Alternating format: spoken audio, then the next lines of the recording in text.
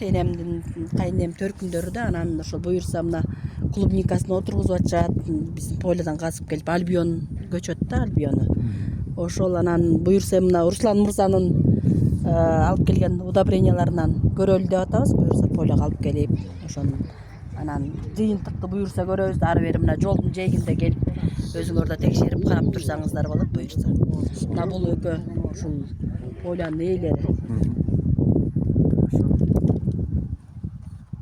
Сонун экен, аябай сонун деп отзывдарын жакшы берип атышат.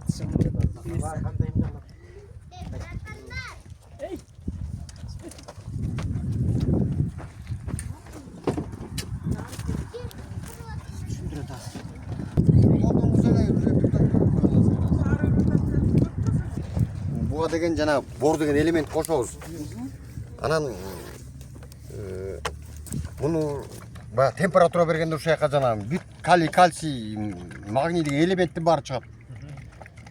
Ушул деген стимулятордун ролун аткарат. Бул боюнча 2022-ден бери университетте изилденебиз да. Буудайларда сон чыгат, бу жерден тамырдан эме болбойт. Корневой гниль болбойт, курт да жебейт буну. Анан стимулятор болот, кадимкидей сразу эме берет. Ал как раз азыр могу бор деген элемент керек. Ошо элементтин баары ушул жерде. Бул тамыр топурактан өз алдынча тамак алганга чейин бул жардам берет да. Бул деген ботко суу деп коет, мүрөк суунун ботко суусу. Мунун биринчи сорту адамдарга ичилет жана кан тазалагыч болуп ичилип атпайбы? Биринчи фильтрлеп алган. Анан экинчи фильтрлеп алган ушинтип туруп жана алма бактарга колдоносуңар. Алмага чачып шыбайсыңар боюңар жеткен жердин баарына чейин. Чёрный рак, бактериальный ожог дегендер көбүнө жардам берет да. Анан муну азыр мисалы азыр могу буякта бир 40 литр суу бар окшойт да. 40 литрге могу 5 литр кошсоңор сонун болот азыр. Мен плашында тышырып бербесем азыр. Iya. 80-90 litrде бар. Мына ушуга азыр тамырларды эме кылып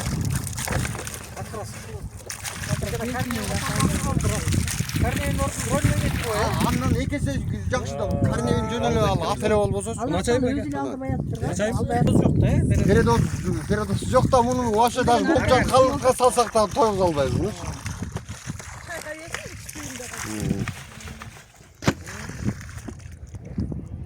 Атайын эме кылып анан уже бир боо жеткен жерлерине колдонуп көрөлү, андан кийин анан буюрса тонналап эле алып келип беребиз. Бул деген чачылат, анан бул үстүнө гүлдөп аткан убакта мунун да пашы эме да. Мунун пашы 12. Ушуну колдонсоңор эме болот да. Үстүнө чачасыңар, чачканда курттардын гритогуна жакшы жардам берет, анан жалбырактан да витамин болот да. Могу эмеңерге кадимкидей естественно жыт даам келет. Бирок бул баягы эмедей чоңой тийбейт, өзүнүн эле формасына келтирет. Анан жаа даам менен жытты берет да, главныйчы. Фосфор менен калий ошонун ролун аткарып атпайбы? Жалаң бордон. Муну эмне? Развайт этебизби өзүнө эле? Муну деген эгер эме болсочу, курт болсо деген буга 5 литрге 5 литр кошуп койсоңор, 10 литр кошсоңор да. 5 кон Эгер анан тамырдан берем десеңер, мына ушулардын баарын тамырдан 10 литрге 1 литр кошуп бересиңер. Болбосо күчтүү болуп калат да. 10 литрге 1 литр, 2 литр кошсоңор болот. 1-2 литр кошсоңор болот. Анан мону жана шарп болгон малдарыңарга сарайын ичин дезинфекция кыласыңар. Бул органический антибиотик. Жана мы дегендер, Мы дегендерчи мына бул. Малга берилет. Чы деген чачма. Мына мы деген өзүнчө. Бул деген мунун pH 6 эле. Азыр бул жерде ар түрүлү азыр мен алып келип көргүзөм. Мына муну жөн эле суу ичкендей эле да. Малга суу кошуп берсеңер болот, өзүнүн оозуна куйсаңар болот, жана шарп болуп аткандар үчүн ооз көп чыгып атпайбы. Туяктарына куйсаңар болот, койлорго, жылкыга да ичет муну, жылкыга суу кошуп берсең.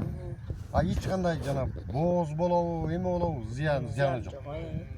Бир 2 күндөн кийин жөтөлүп баштайт. 10 күндөн кийин карасаңар кут түшкөнүн көрөсүңөр.